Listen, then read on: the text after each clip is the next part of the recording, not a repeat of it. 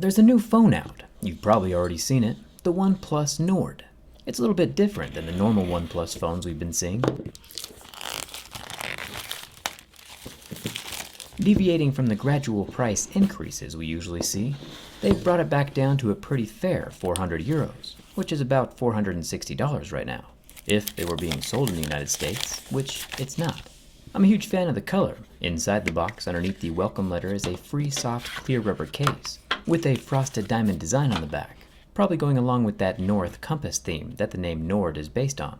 And it's even got a cool little water-resistant plug flappy thing for the charging port. Extra protection is always a good thing. Going deeper, we have the 30-watt European warp charging brick. I'm not sure why OnePlus isn't selling the Nord here in the USA. It's kind of like they're avoiding the United States like we have the plague or something. Oh yeah. I think my favorite part of the new Nord phone, though, is its case selection. OnePlus teamed up with Dbrand and I to make a custom OnePlus case for the Nord, with a blue battery that matches pretty darn well with the blue glass. This video isn't sponsored, by the way, and I wasn't paid anything for helping them out with the case design, nor do I get any commission from the sales of the case. It's just a fun little project between friends, and I think it turned out pretty well. I'll leave a link down in the description if you want to snag one for yourself. Anyway, let's get started.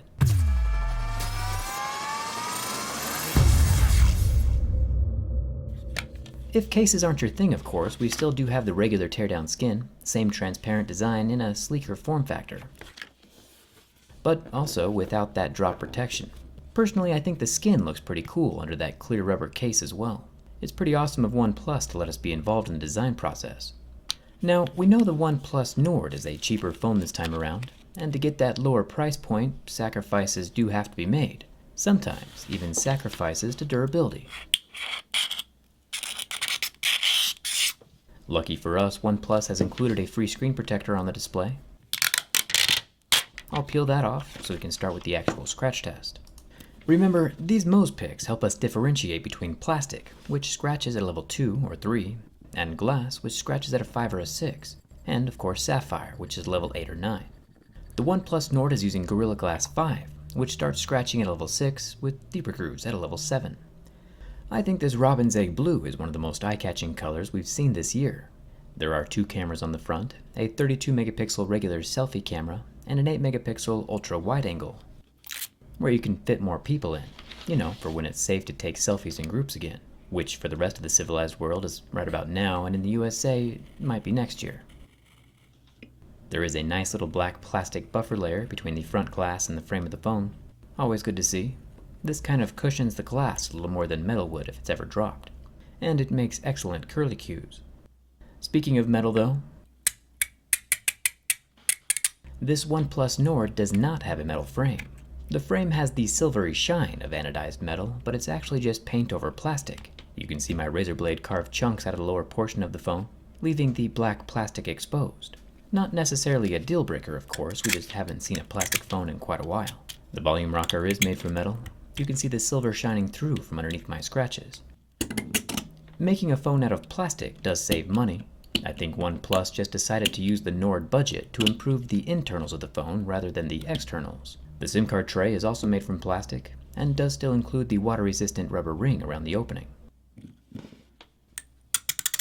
The right side of the phone is also plastic, with a metal power button, and a metal mute switch, which I'm still a huge fan of.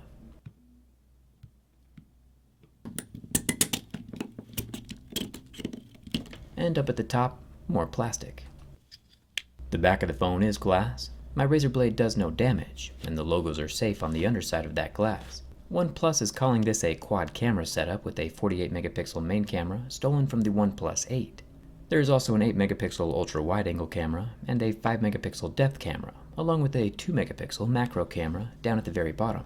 It's always nice to have options, and they're all protected under the scratch resistant glass.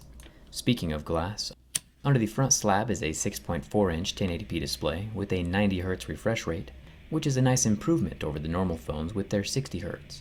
And we can see from the screen going white after about 25 seconds and never fully recovering that the display is AMOLED. Testing out the under-screen fingerprint scanner, also a perk for a phone this price, we can tell it's an optical scanner by the way the screen lights up to illuminate my fingerprint through the glass. Ultrasonic fingerprint readers like on the Samsung phones don't need this extra light. After adding some level 7 deeper groove damages, my fingerprint is still able to be read and unlock the phone every single time. Nice work, OnePlus. Gets a thumbs up from me, even though my hands are still covered in that glitter paint. Now remember, smartphone durability isn't everything. It's just one of the many aspects to consider when buying a phone. A good protective case can solve many structural issues, and the OnePlus Nord does have some structural issues. Nothing major happens with the first bend from the back, even though the phone was left a little kinked. It's only when bending from the front that we hear the first snap. I try not to get spooked when my phone cracks, but I am only human. It turns out it was the frame near the volume button. And once that last shred of structure was gone, the rest of the screen was soon to follow. The interesting thing to note here, though, is that the entire phone is still mostly fine. The exterior glass is not cracked at all, on both the front and back surfaces. It's just the interior display underneath the glass that's broken, cracked like a potato chip or a robin's egg. The Gorilla Glass on the outside of the phone is still undamaged and unshattered. I actually saw something similar to this happen on a $5,000 TV one time, but that's a different story for a different day. The OnePlus Nord is not going to break all on its own, of course. The amount of stress I put on phones isn't normal by any means. But the Nord should indeed try to stay out of extreme situations and avoid back pockets. Most phones that pass through my tests do not end up breaking. A hard case is always a good idea, no matter what phone you own, and with this OnePlus Nord, I'd say a hard case is probably a great idea. Remember, this video only focuses on the durability aspect of the phone, and even though the OnePlus Nord failed my durability test, it still is a good phone. Like I said before, durability is only one aspect to consider. But like always, let me know your thoughts down in the comments. We'll dive deeper into the phone during the teardown video, so come hang out with me on Instagram and Twitter. And thanks a ton for watching. I'll see you around.